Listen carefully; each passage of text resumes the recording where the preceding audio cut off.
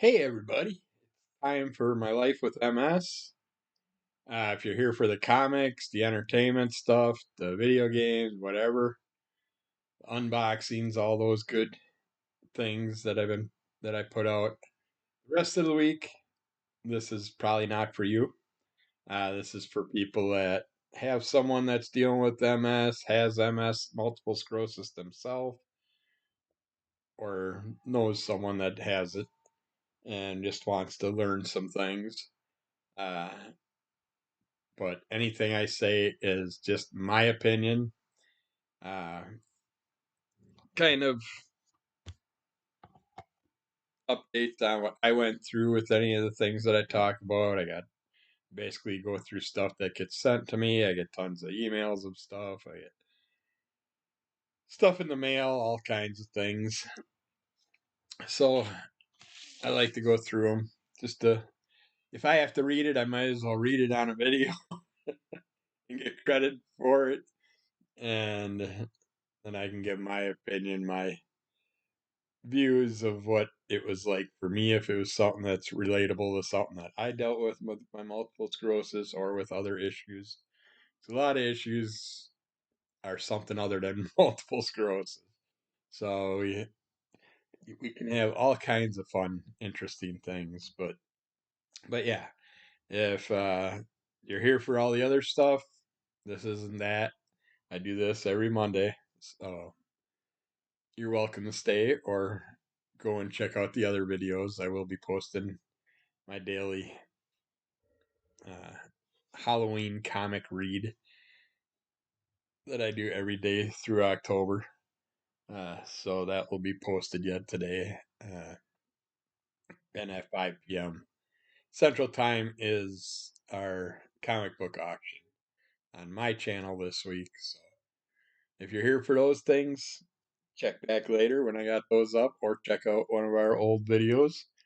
And yeah, this is for people with multiple sclerosis or no people with multiple sclerosis, and I am not a doctor. I swear it. I'm not a doctor. But I just give you my opinions and stuff. Don't take my opinions and use them. Don't change your medications and stuff without talking to your medical staff, your doctors, anything that you may hear here and you would like to know more about or like find out if you could be on it or something like that, or if it's something that could help you more, check with your medical staff and your primary care doctor, your MS neurologist, or whoever you got, regular neurologist, and all the main. If you're like me, I got a P doctor, a heart doctor, a brain doctor, a knee doctor, a foot doctor. So yeah, and everybody experiences multiple sclerosis differently because it's a snowflake disease. That's why they call it a snowflake disease. Everybody is a little bit different. And yeah, there may be a couple people that think they're exactly the same because they share one or two items, but yeah, as far as I know, everybody's a little bit different with this disease that I've met. Uh, it's a rainy day today, rainy and foggy.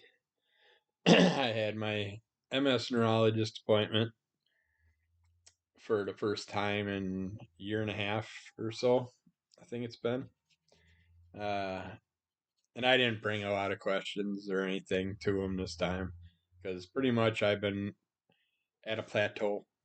Just been stuck in the with the same old stuff, the pains, the fatigue, the dizziness, vertigo, the gait issues. But then I also got where I can't bend over to clean out my cat's litter box. My wife's gone for 3 weeks. So I'm taking care of that, and my knees being bone on bone, they instantly lock up, and I can't, I can't straighten back up. Uh, it's very painful. It's doesn't help either because it leaves bone chips and stuff in my knees. So then those float around and get caught between the knee bones. Push on it. You can do it. There you go.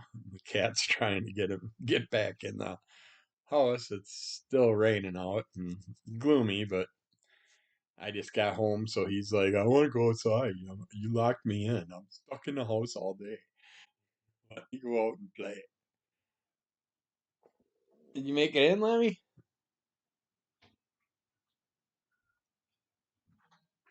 You can push it. Just push it open. I left all it is an empty paint can up against the door. I'm sure you can push that open. Uh, sorry, cats. They are aliens. Uh, but other than that, basically had his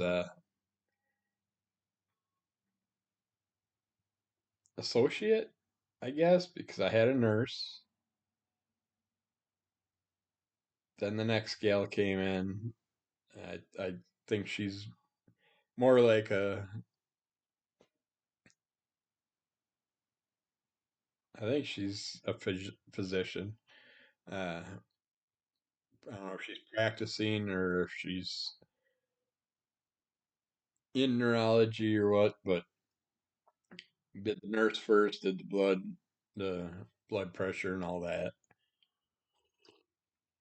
Nothing too exciting. Everything's regular. And then the next lady came in. We went over some stuff quick, and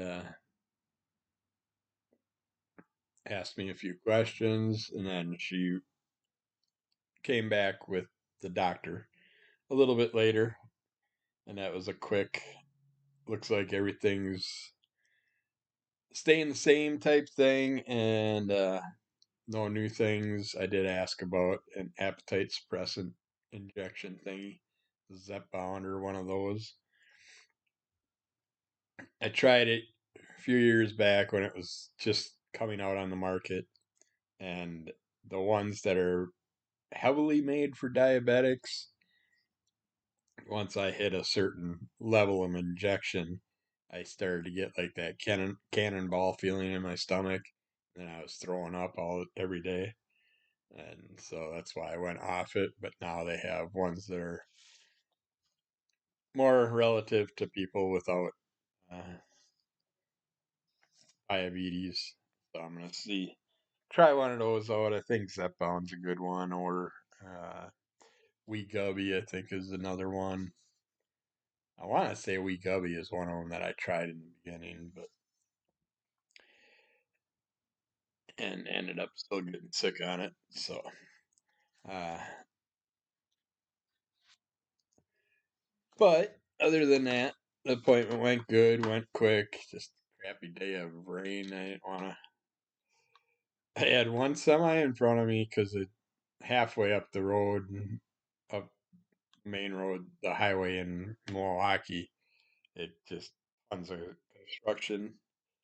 Not going on today because it's raining. There's a few workers out there, but still everything's all blocked off. And I had one semi in front of me that kept moving over and over, and all of a sudden he just clipped the concrete barrier. And then I had another one semi just hauling butt down the road, and he just could not keep it between the lines. And it's like, yeah, I'll let you go. Just get the hell away from me. Uh, but other than that, good appointment because we didn't find nothing bad on the MRI and stuff like that. Nothing's really changed. Uh, but yeah, I didn't really have any other major questions for him other than that. So that went nice and quick. And then set up for a year from now to come back. So we don't have to worry about things unless something starts happening and we can let people know. let's see. Talking about myelin, which is a big factor in our disease and MS. The myelin's probably the main factor, I would say. But myelin forms a protective layer, also referred to as the myelin sheath, over parts of nerve cells in the body, particularly in the brain and spinal cord. It's made of fatty material that acts like insulation on an electrical wire. The way I like to explain MS is I heard it a few years back. Someone explained it that basically, say you take your cell phone and you grab your cord, your charging cable, and your charging cable has holes all over it. Wires are frayed and stuff's all beat up and damaged. You go and you plug in your phone, it's at like 12% charge. You plug it in all night long, and when you get up, you unplug it, check it, and it's only up to 17% charge because the protective coating wasn't on the wires, so the signal's just shooting it wherever it wants, not making it to the place that you want it to go to. I heard that description many years ago. The description I like to use is more like it's a house and the household wiring. The mice came in and ate away at the wiring everywhere. And then that way the house represents the attic is your brain, the bedrooms is like your chest, your arms, basements, your bladder, bowels, and it's just all the different rooms have different references for different body parts, and then the wiring, depending on how bad it is in each area, the signals may or may not get to where they need to go, and more than likely they'll be delayed if they are on the way to somewhere and they have to go past a bunch of holes in the myelin. But yeah, it's it's basically what it's like, and it can affect things throughout our whole body. Uh, eh, let's see. Yeah, I don't really want to get too into this because this is someone's work that they're representing that they did on myelin research.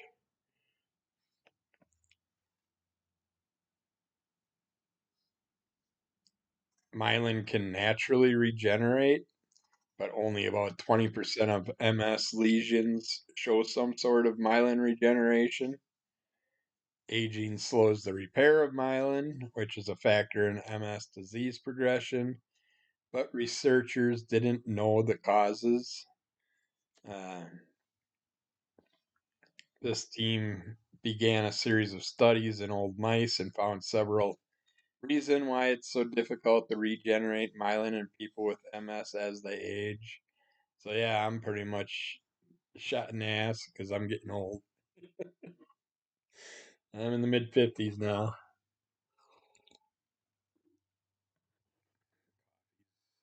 I was looking forward to getting home to have my cup of coffee. It's nice, it's warm, it goes good with this icky, rainy atmosphere that we're having today. But apparently, here they show you a healthy myelin sheath compared to a myelin sheath with lesions in it, little holes throughout it. But yeah, this study is more about research about uh, future drugs, myelin regeneration, stuff like that. Some tests that they're working on and things like that. Uh,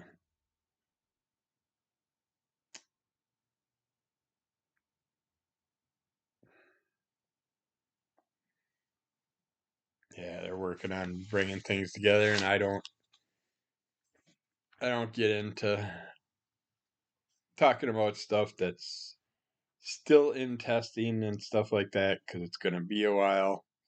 Uh, Usually, any type of drug has to go through a certain number of years before it can be offered in the United States. A lot of times, they'll be allowed overseas for years before we get to see it. And that's what happened with Mavenclad.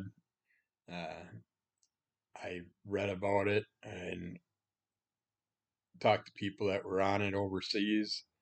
I really was interested in trying it because I felt it was the closest thing to stem cell therapy that's out there because of it destroying your T and B cells and hoping that the new ones that regenerate in our body ends up not attacking our body like the old ones did. I feel the first year it didn't do much anything, and my stuff just came right back and started attacking me again, and didn't really feel no change. But the second year I felt completely different after the second round of medication. So I feel strongly that I did get some good T and B cells, but can the bad ones corrupt the good ones? I don't know. You gotta wait, see over time, uh, just see what happens. But it's a crapshoot. Everybody could take it differently. Uh, I hope people that go through it have positive results. I I was worried after the first year, but the second year I was much more happier. And then when my MS neurologist said I didn't need to go on a new DMT, a new medication for a few years or possibly ever, that shocked me, and I couldn't understand that at first. But now, after it's been, what did they say today? I finished it in 2002, I think no, not 2021. Yeah, it was 2020s. It was 2021 when I finished Mavenclad. But yeah, and since then it's been steady flow. I mean, my dizziness, vertigo stuff is. I feel like that got a little bit worse, but then when I just found out a couple weeks ago that I have cataracts in my eyes, I can see that enhancing those issues because of the blurriness on and off and stuff like that. Could mess with my head and my eyes. Uh, it's like when I go upstairs and I come near those steps, I kind of get a little shaky, get a little worried. When I'm out on we go to this one, when we go to Milwaukee, we like to go to the cliffs, go to the park on the cliffs, and now I can't get within 15 feet, 10 to 20 feet, somewhere in there from the edge without my body feeling like I'm going to get pushed over the edge. It's just very weird sensations, but having eye issues doesn't help with that at all. See, they got advanced multiple sclerosis, 4 symptoms and 8 ways to manage. And I'm like, what are we coming up with another name for multiple sclerosis? Because we got CNS, central nervous system. We got RRMS, which is relapsing remitting multiple sclerosis. We got secondary progressive MS, where I'm at, and there's primary progressive MS. And then they came up with non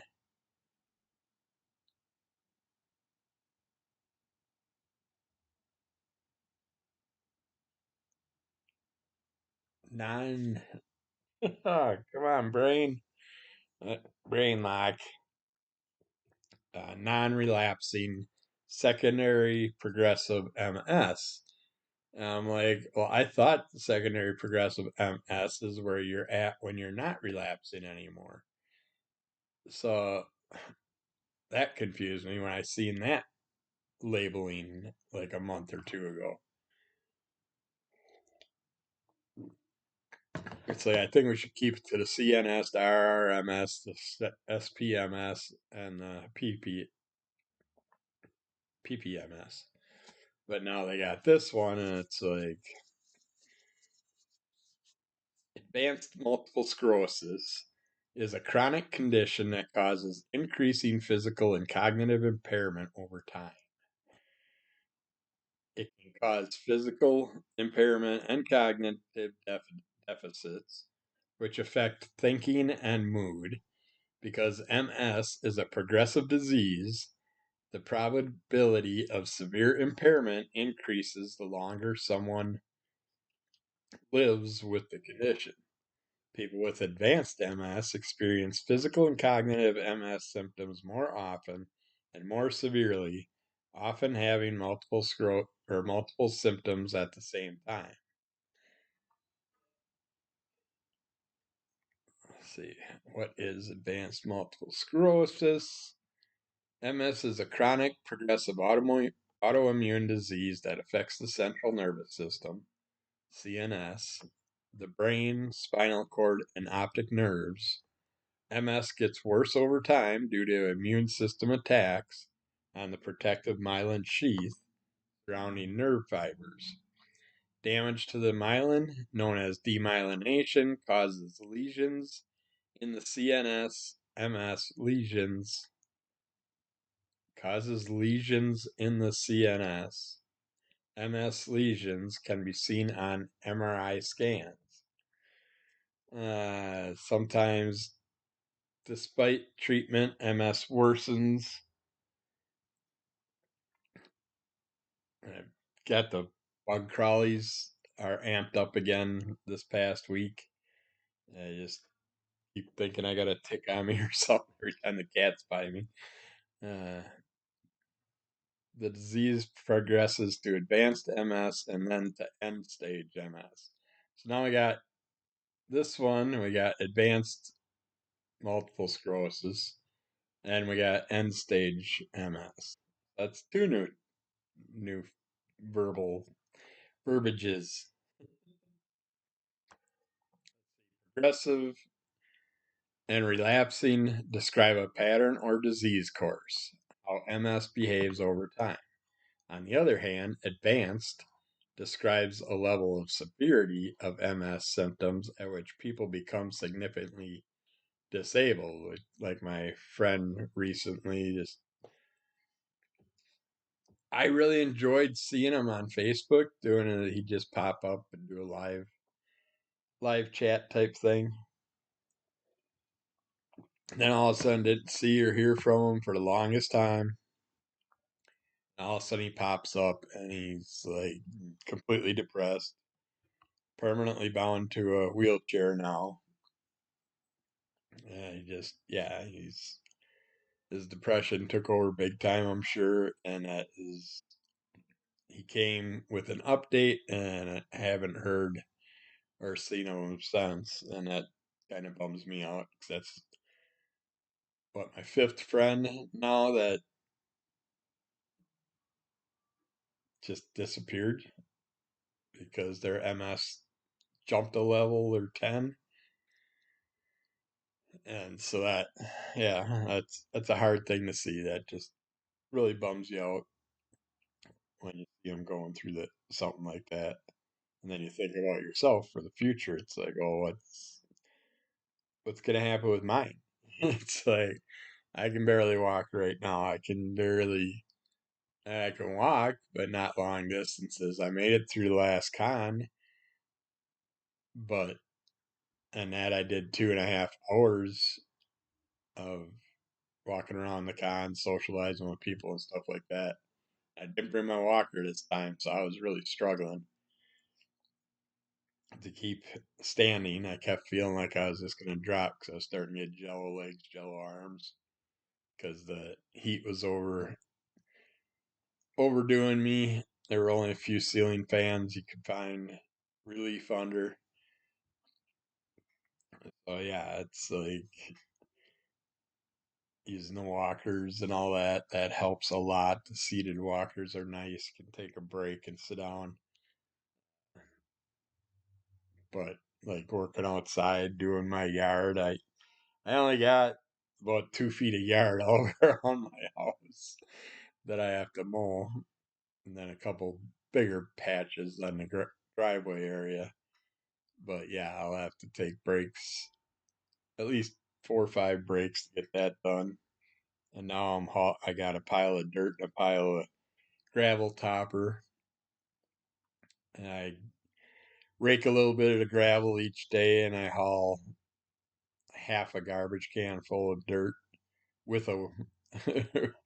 I just tilt the garbage can over. I scrape as much dirt as I can into it, stand it up, and I grab my hand cart and I hand cart it over to where I'm going to dump it and rake it. And yeah, it's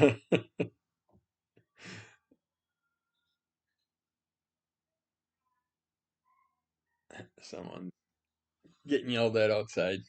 But yeah, it's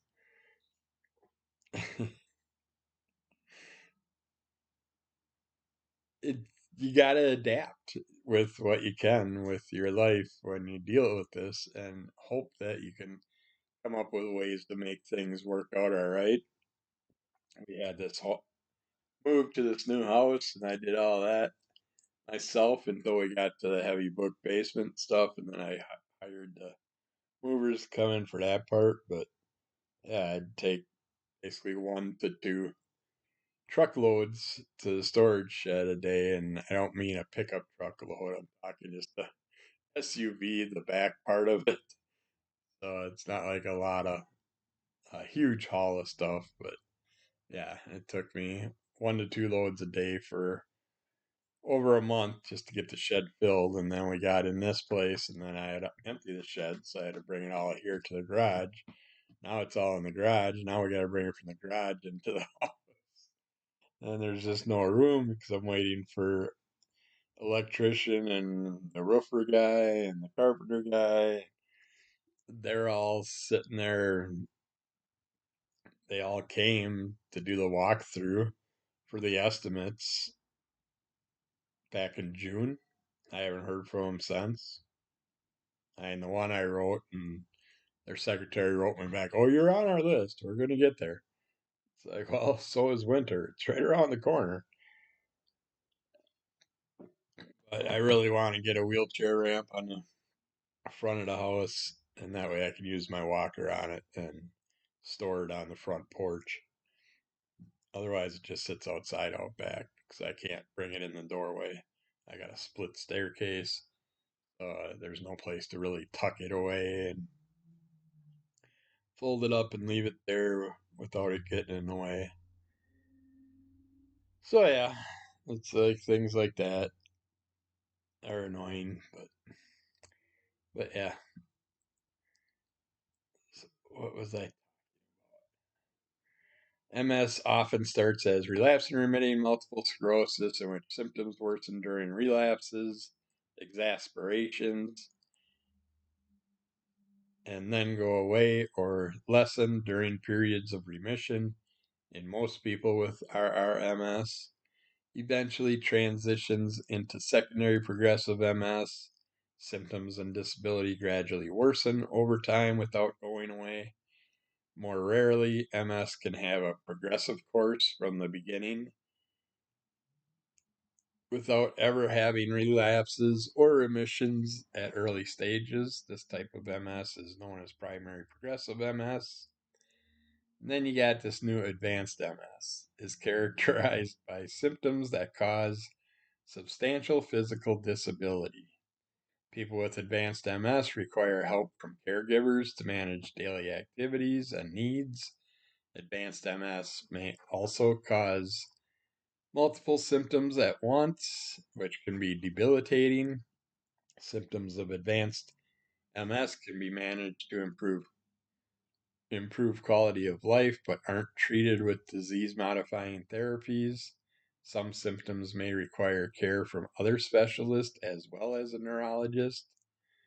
Uh, for symptoms of advanced multiple sclerosis is urinary and bowel problems. Bladder problems and bladder control are common among people with advanced MS. The most common urinary problem in people with advanced MS is holding urine, which can lead to incontinence and leaking. And they should have it on here that it also can lead to UTIs. If you're not emptying your bladder, you're more susceptible to UTIs. Urine that's held too long can have, or it can cause, okay, there it goes, urinary tract infection. I guess I should just shut my mouth and read. Including infections in the bladder and kidneys. They may also experience changes in bowel functions such as constipation, bowel incontinence, and diarrhea. Other MS symptoms such as muscle weakness and spasticity and fatigue and chronic pain can make urinary and bowel problems worse. Just wonderful how these things all work together, isn't it? Speech, swallowing, and breathing difficulties are another problem. That is one thing I was going to ask my neurologist now that I think about it. For probably the past 6 months to a year, when I eat solid foods, they get lodged in my throat almost every time, no matter how tiny they are or whatever. So I got to push them down with fluids and stuff, but it's just weird. Is there a reason? Is my throat not pushing the foods down like it used to, it's supposed to? Because I just forgot what I was going to say. I have something else that causes that too with other issues.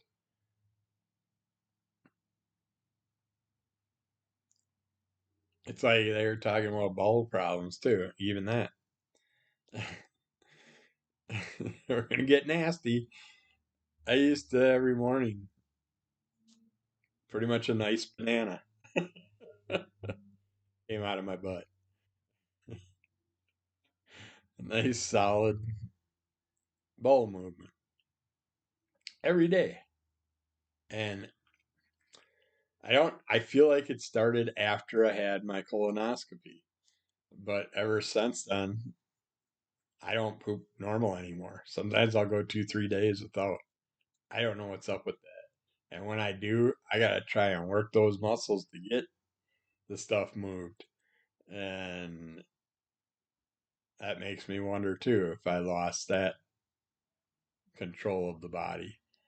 Uh, so I'm not sure where that, how that's affected me, what it's doing. But yeah, if it gets worse, we're gonna have to definitely look into it.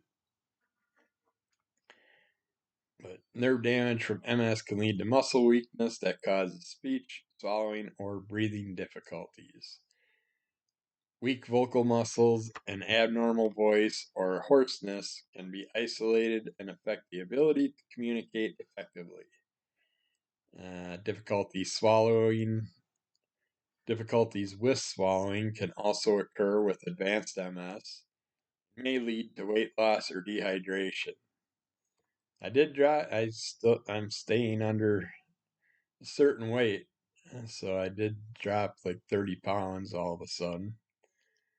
Swallowing problems may also cause aspiration pneumonia, a serious complication that can develop when food or liquid gets into the lungs. That's the thing that worries me because it's like it's lodged right there around the lung area. And I heard about, we've talked about this in the past, where like if you like upchuck or something like that, the food can be pushed opposite way and then go into your lung cavity and it doesn't come out of there. You can't get it out of there.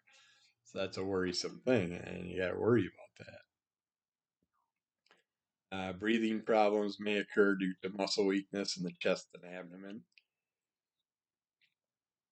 There's moments where I have to hold a breath or take a certain breath a certain way, where all of a sudden you'll sit there and freak out a little bit because you're like all of a sudden not you feel like you're not going to be able to breathe fully to get yourself back where you want to be without choking. Cognitive and mood symptoms are number 3. People with advanced MS may experience cognitive impairment that affects thinking, reasoning, memory, and decision making. Emotional well being may be affected by depression, anxiety, agitation, or mood swings. Not uncommon for people with advanced MS to display excessive cheerfulness or have trouble conforming to social norms. For example, they may engage in inappropriate sexual talk or behavior. Why? Uh, I don't know why they say that, but I mean the cheerfulness and all that, and have bouts. I can't think of what it's called offhand, but where you're sad but you laugh, or where you're happy and you're crying. Uh, you can have those type of issues, but I don't understand. I mean, those were known for all their other MS issues. I don't know why we gotta have this new classification. Depression is common among people living with MS. Involuntary emotional express disorder, IEED, also known as pseudobulbar effect. Oh, there we go. Everything I'm saying is coming up in this article, but pseudobulbar effect is the one where it's the mood disorder that can cause uncontrollable laughing or crying moments, often at inappropriate times for sure. I mean, it's like always an inappropriate time for me when it happens. So I was trying to explain things to a friend the other day, and I just got tears running down my eyes. I can't stop it. It's like, what the heck? What's going on? Pressure sores is the fourth one. A pressure sore is an inquiry that damages the skin and underlying tissue that occurs due to limited mobility, also called pressure ulcers and bed sores, which I got the skin sores all over my body. But a person's skin is more likely to break down due to lack of or limited movement, muscle spasms, dehydration, and desensitization to pain.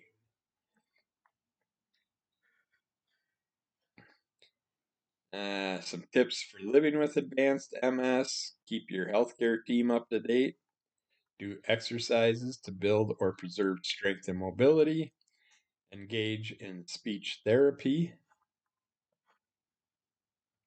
use mobility aids, make home more accessible, which I can't wait to get this place straightened up.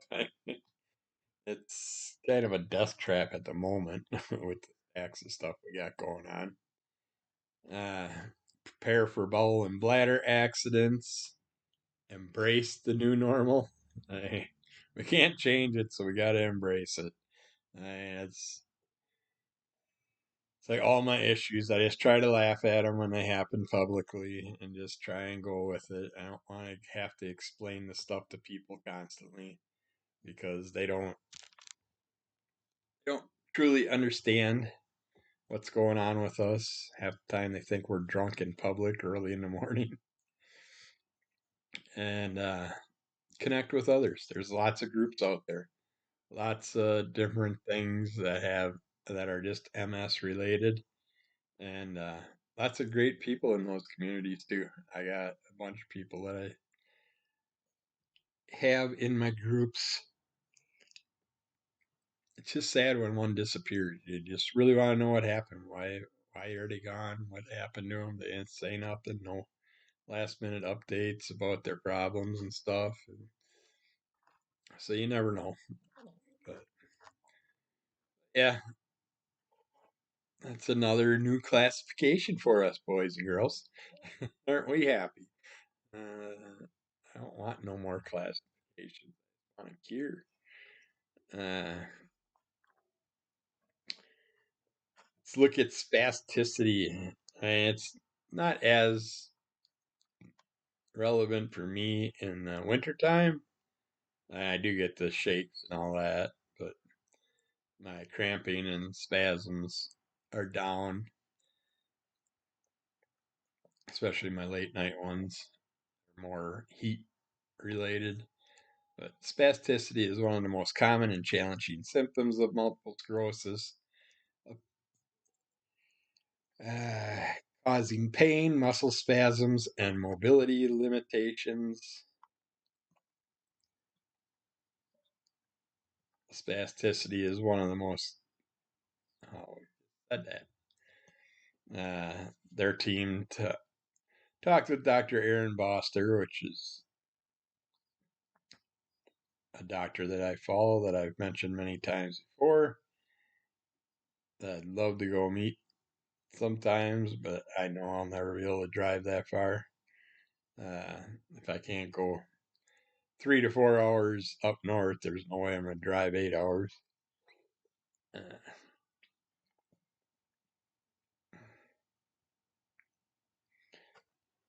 let's see. There are a bunch of different people talking about their issues with spasticity and in people with MS, the body's immune system targets the protective myelin. Yeah, we know all that. We talked about it already today. Nerve fiber loses the protective myelin. They lose the ability to carry messages effectively to and from the brain.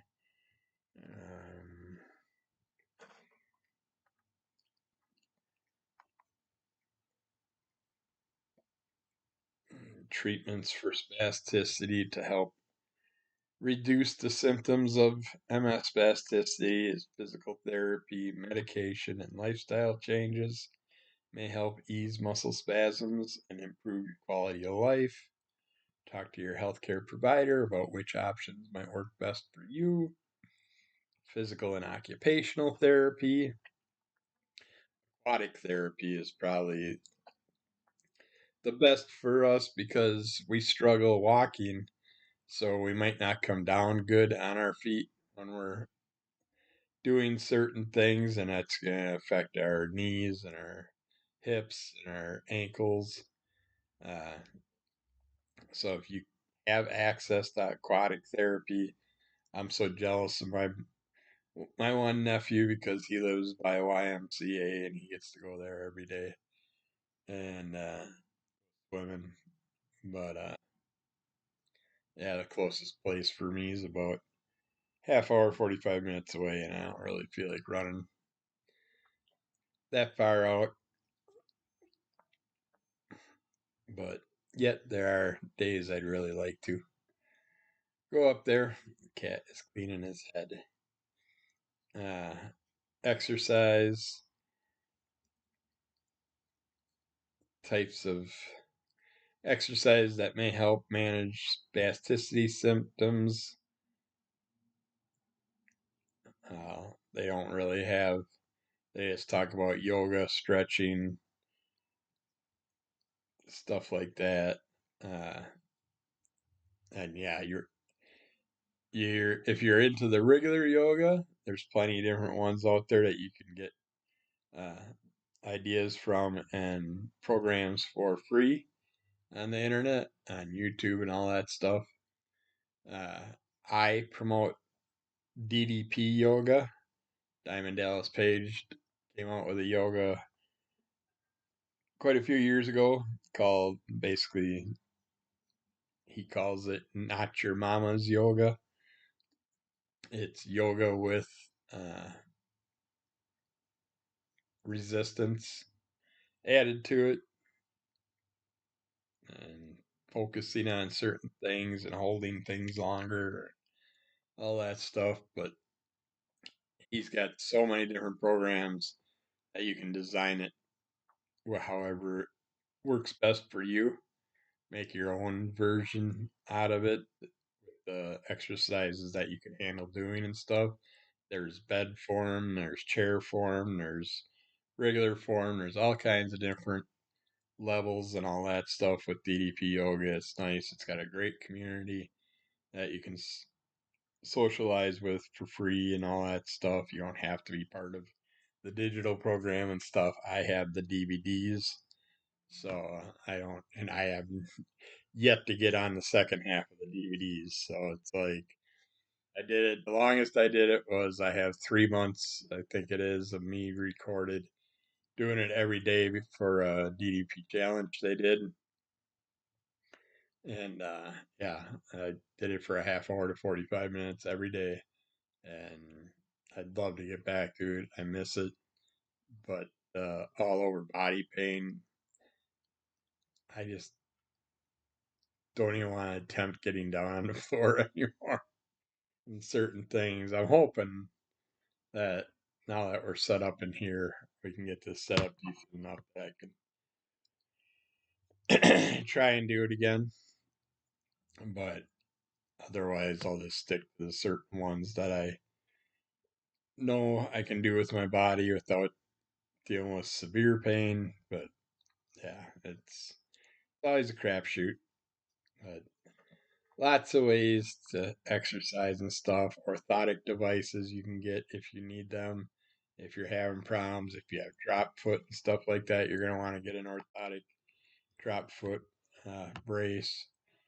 Uh, Medications. You got baclofen, which I use, and I'll take. I mean, I'm up to 3 to 5 at night, and I don't. It pretty much helps me for about 3 hours, and then the medication's done. And no matter how many I take, that it seems like that 3 hour period is about all that gets covered. Uh, they got dantrolene sodium and tizanidine. Tizanidine I tried. That's also known as Xanaflex. But then I went back to baclofen.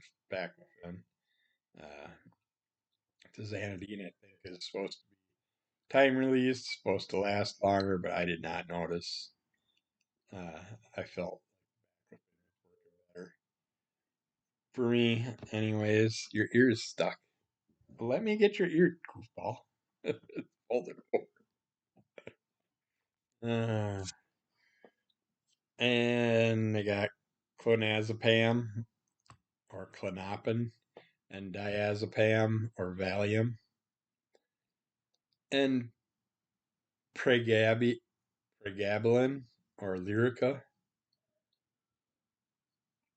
Have not taken those. Diazepam, I tried to get something Valium related. Last time I see my MS neurologist and he said no, so that was a crapshoot. But then I get prescribed for my all over body pain antidepressant that once I got home, I found out from my cardiologist that that drug does not go well with a drug that I'm on with my cardiologist. So I ended up not being able to get on it to try it. So I don't know what else to try. Uh, Baclofen and other MS spasticity medications may have significant side effects, including drowsiness, sleep problems, muscle weak, dizziness. So definitely check with your doctors, see what they say, and let them know any problems you have. They also, depending on how bad it is, there's baclofen pumps that we can have put in our body. We got Botox options. And then there's complementary and alternative medicines like guided meditation, deep breathing exercises, relaxation techniques that use controlled tensing and releasing of muscles, uh, medical cannabis and cannabis oil, where legally available, of course. I'm in Wisconsin, where it's probably never going to be legally available unless it becomes U.S. wide. Uh, and I'm still irritated that they promised, even in the non-regulated states, that we were going to get that.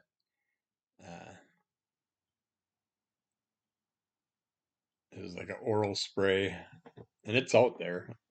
We talked about it not long ago, but yeah, they never brought it out like they were going to, which makes no sense to me. It's like, why are you even telling us this stuff? But cannabis may bring fast relief. Person says, all my muscles relax within minutes. Like, yeah, cannabis, THC, it is very fast affecting. I mean, as soon as you take a hit, if you're smoking it, you can uh, feel it within a minute or two. If you take edibles, those are the dangerous things where you could sit there and take an edible, half hour later, you still feel the same. So you go and take a second edible. And just after you take that second edible, the first one kicks in, and you're like, oh shit. It can make you nervous. It can make you paranoid and all that. It's not going to kill you. And talk to doctors about it, but I know guys that took 10 times the amount of what they should have, and they're perfectly fine. Just makes you extra nervous, extra paranoid, stuff like that. But yeah, I'm not a fan of edibles. Certain oils, yes. I had some pretty intense oils that I've tried.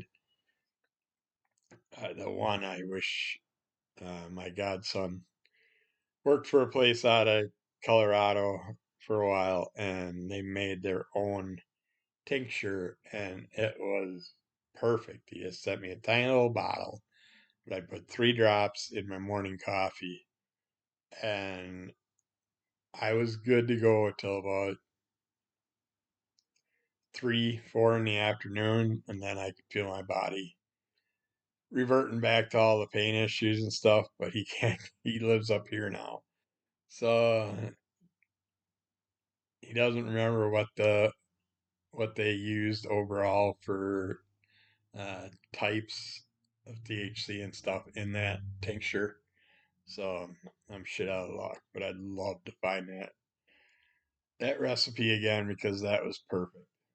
That it was nice. I got my body pain was way down for a good 6 to 8 hours a day. And it was just from putting 3 drops of my coffee. Didn't get me all high. I wasn't all wasted, but it eased my pain. And it was just I missed that. Uh, that's a hell of a lot cheaper than some other medications. Acupuncture, acupressure, uh, yeah, all good things to try. Uh, things that can worsen spasticity, emotional stress, constipation, or a full bladder, infections, increased body temperature, tight clothing. All those are things you want to watch out for if you're dealing with those issues. And you pretty much tell by what areas you're dealing with the spasticity or what could be possibly setting it off. And always take notes. Have a notebook around. Keep track of all issues you have, symptoms, all that stuff. That's great. That way you can explain it to your medical staff and go over that stuff. Uh, some MS members that have tips for reducing spasticities. This one uses foam rollers. They say that they lay the roller sideways, sit on top of it, and roll back and forth to loosen up hamstrings.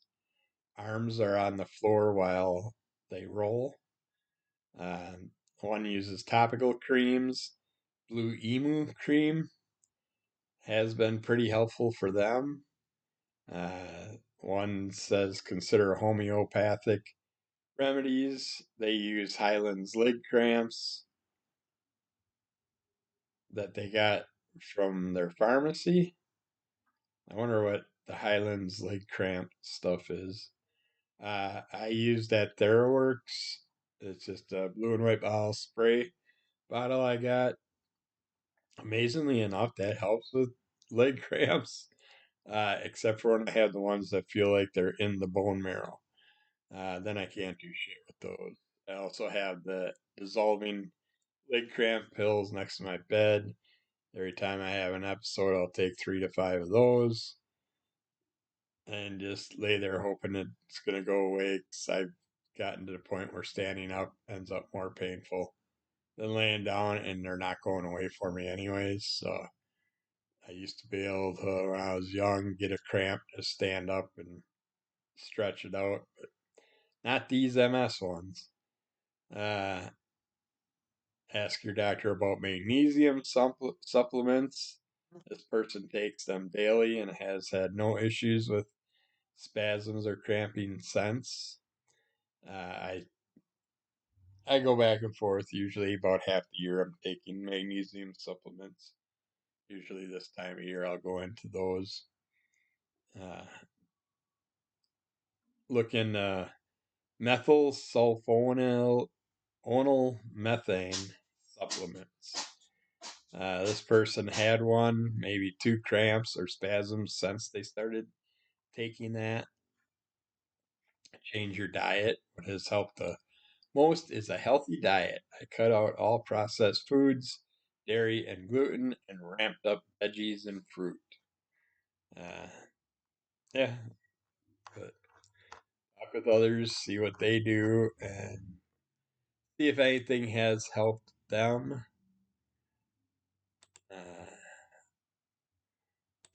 Those we can talk about later, some other time.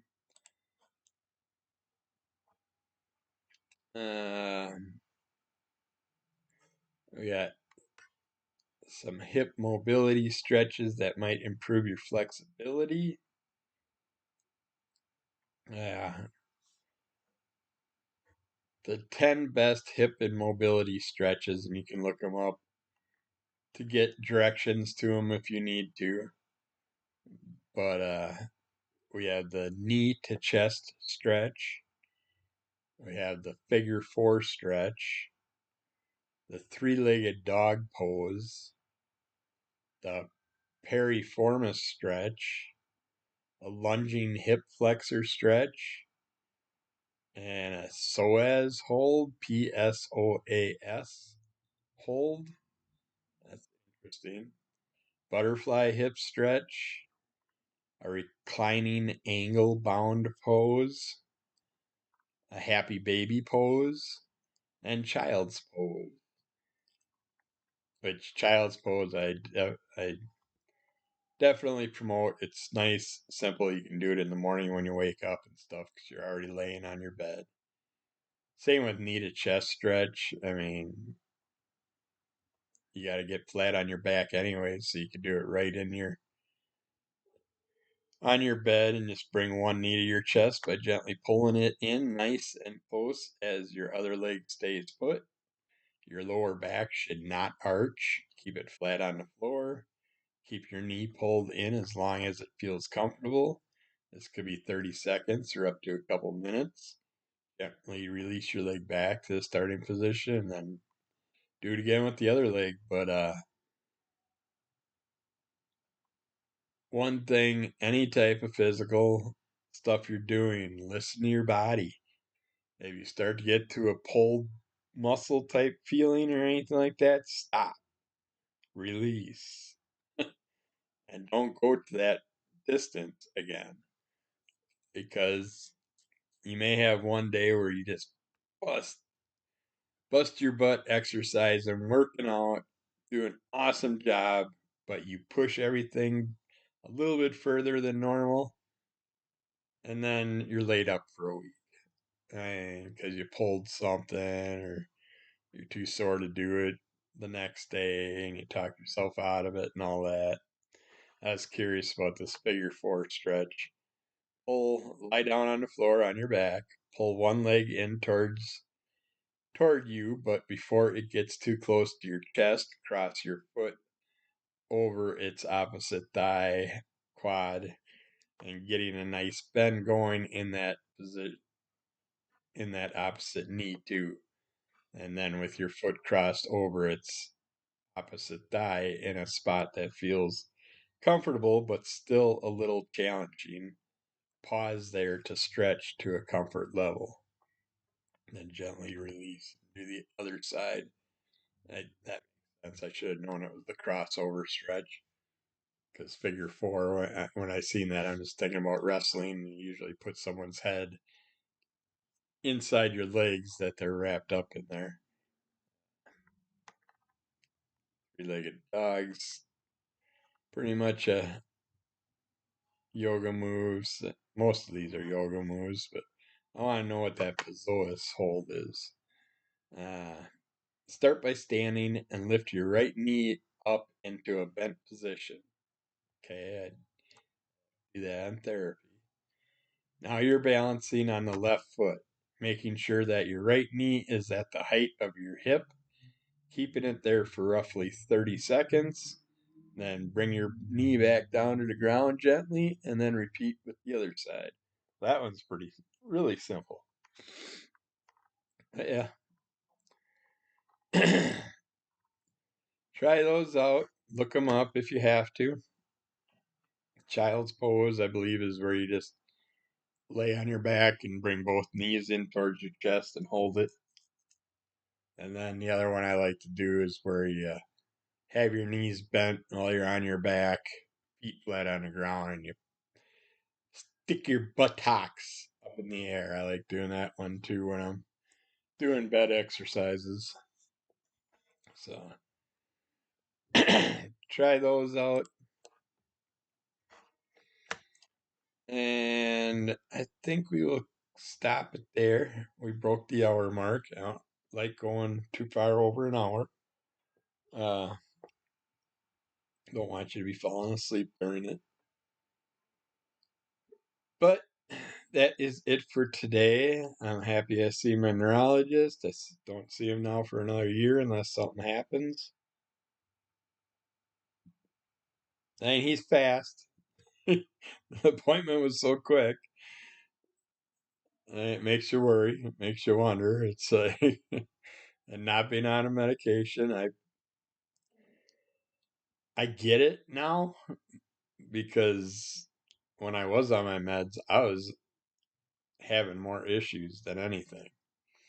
And then hitting the crap gaps and all that with medication not being delivered when it was supposed to be on time and all that stuff. All the things that happen with that, we have to watch out for. But that the dang flies came in when the cat came in because the door's still open. Little shit. Uh, but yeah, I'm happy. He's got I forgot to ask him too. He's got a thing coming up this weekend. I think it's Saturday, where he's going to do an MS talk. And I wanted to make it up there, but Saturday I got 3 things going on, so I don't think I can. But let's see. See what happens. And I don't know if you got to sign up earlier or not. So, but that is it for today. Keep following Under the Call of MS. Rate, review, subscribe, tell a friend, give us those likes. Leave a comment. I'll comment back. And yeah, you don't need to know about my other things I do because they're not MS related. So hopefully you have a good MS day. I hope the monster stays out of your hair. Don't let that monster bring you down. Do what you can. Get through the day and tackle tomorrow again. So take care and we'll talk to you again soon. Thanks. Bye.